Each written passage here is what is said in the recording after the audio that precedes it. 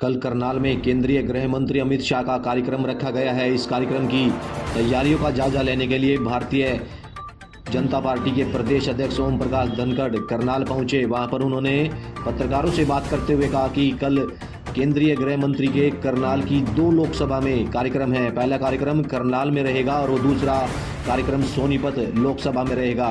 करनाल में उनका पहला कार्यक्रम मधुबन पुलिस एकेडमी में होगा, जहां पर हरियाणा पुलिस को वो कलर देंगे। इसके बाद करनाल के सेक्टर 12 में बने एग्रो मॉल का उद्घाटन करेंगे, जो पिछले काफ़ी वर्षों से बंद पड़ा था। ये एग्रो मॉल हरियाणा सरकार की तरफ से अब हैफेड को दे दिया गया है। करनाल से MS निर्मल की रिपोर्ट। कल देश के गृह मंत्री आदरणीय अमित शाह जी का दौरा है। हमारी 2 लोकसभा के कार्यकर्ताओं की बैठक को संबोधित रचना नीचे करना है। पहले वो करनाल के लोकसभा के कार्यकर्ताओं की बैठक को संबोधित करेंगे। इस परिसर में मैं आपसे बात कर रहा हूँ, गाला बैंक्वेट हॉल। और यहाँ पर हमने हमारे शक्ति केंद्र का मतलब है भारतीय जनता पार्टी में 5 बूथों को देखने वाला कार्यकर्ता, शक्ति केंद्र का प्रमुख, और उसके साथ साथ उसको संभालने वाला एक सीनियर कार्यकर्ता होता है जिसको पालक कहते हैं।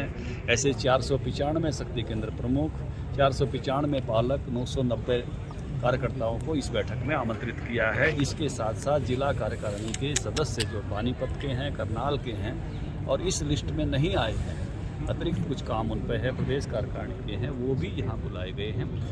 यहाँ लगभग 1000 से अधिक कार्यकर्ता इसमें जो है वो शामिल रहेंगे और जो माननीय अमित शाह जी जिनको संबोधित करेंगे। आगामी चुनाव की दृष्टि से पार्टी ने तैयारियां शुरू कर दी हैं, अपने संगठन को नीचे तक ले जा रही है। अभी हमारे त्रिदेव बने हुए हैं, हर बूथ पर 3 कार्यकर्ता, और उसके बाद हम उसको पन्ना तक अब ले जा रहे हैं, जिसको 15 मार्च तक हम कंप्लीट करेंगे।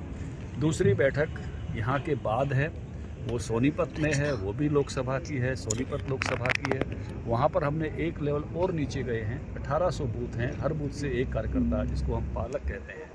त्रिदेव में से पालक होता है, एक प्रमुख होता है यानी अध्यक्ष, और एक होता है PLA2। उसमें से एक केवल अभी बुलाया है स्थान की कैपेसिटी और उसके हिसाब से।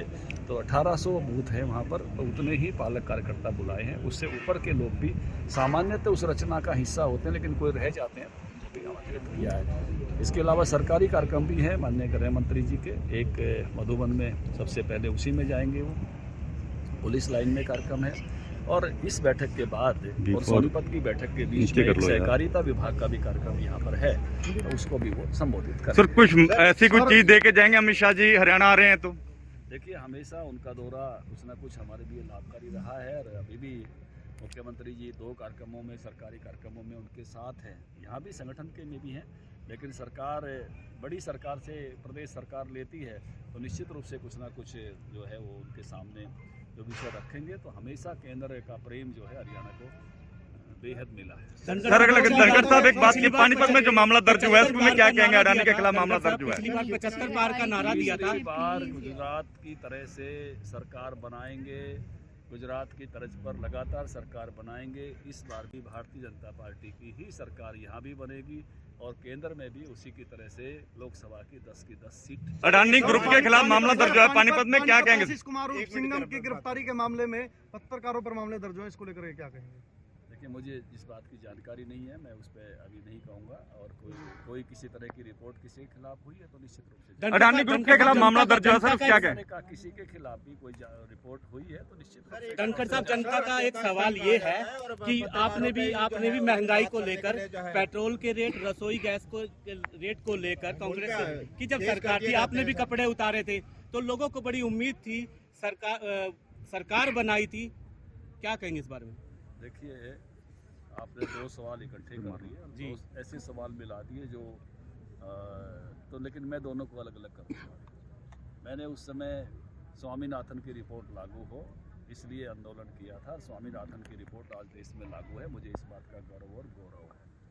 A2+FL हम ही दे रहे हैं, और A2+FL इससे पहले किसी ने नहीं दिया। कांग्रेस पार्टी उसी रिपोर्ट को 8 सालों तक अपने पैरों के नीचे दबाई बैठी रही थी। उन्होंने स्वामीनाथन कमीशन बनाया था, इम्प्लीमेंट नहीं की थी, हमने की है। इसलिए भारतीय जनता पार्टी की इस केंद्र सरकार का मैं आभार व्यक्त करता हूँ। 14 फसलें हम ही खरीदते हैं। दूसरी बात, भारत अब देश दुनिया का एकमात्र ऐसा देश है जिसकी इकोनॉमी बाकी दुनिया के अधिकांश देशों से आज की तारीख में अच्छी है। दुनिया के बहुत सारे राष्ट्राध्यक्ष मैं कहूँगा कि आंसू पोंछते हुए अपने पद छोड़ रहे हैं। हमने इंग्लैंड में देखा, बहुत कम समय में प्रधानमंत्री छोड़ गए। हमने न्यूजीलैंड में देखा, हमने और कई मुल्कों में देखा। हमने पाकिस्तान की बिखरती हुई इकोनॉमी हम देख रहे हैं, श्रीलंका की बिखरती हुई इकोनॉमी हमने देखी। जो महंगाई की दर अमेरिका में है, जो यूरोप में है, उन सब से अच्छा आज की तारीख में भारत है। भारत की इकोनॉमी सुदृढ़ है, भारत का बजट बहुत अच्छा आया है और इसलिए सभी भारतीय इस बात से खुश हैं कि हमारी इकोनॉमी अब दुनिया की 5वीं मजबूत अर्थव्यवस्था है। हमसे ऊपर केवल जापान, जर्मनी, चीन और अमेरिका हैं और आने वाले समय में हम और आगे बढ़ेंगे। और इस समय जब कोरोना के समय दुनिया की इकोनॉमी बिखर रही है, तब पूरी दुनिया भारत की तरफ देख रही है कि भारत ने अपनी महंगाई को और अपनी इकोनॉमी को कैसे ठीक रखा है। Thank you.